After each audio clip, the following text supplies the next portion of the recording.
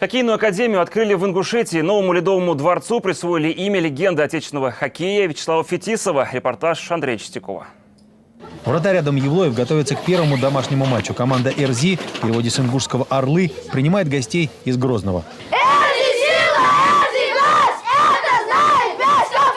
Северный Кавказ заиграл в хоккей по-настоящему. Ингушетия строит вторую ледовую площадку. Столичный дворец спорта с крытым льдом отныне хоккейная академия. Хоккей на Кавказе может быть главной игрой.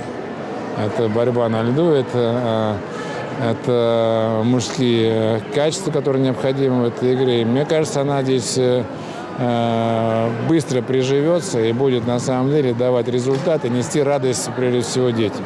Первую шайбу вбрасывают почетные гости. Олимпийские чемпионы, бойцы знаменитой красной хоккейной пятерки дают старт новому турниру и открывают новый спортивный дворец. Третье звено. Эльсиев. Нападение. Раз, два, три.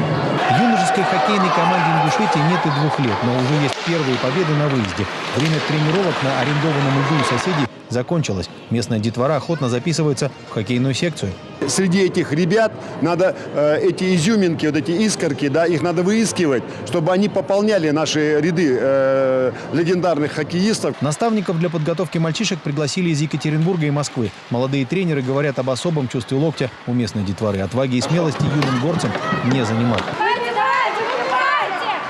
Ледовая арена с настоящим профессиональным льдом. Рядом небольшой зал для физподготовки. На первом турнире молодые спортсмены из 2 республик Юга доказали точными бросками и молниеносными атаками. В хоккей здесь играть научатся. Юным орлам и их сверстникам еще многому предстоит научиться. Но главное, большое желание стать настоящим хоккеистом есть где реализовать. И помощником будет в этом вот этот домашний лед.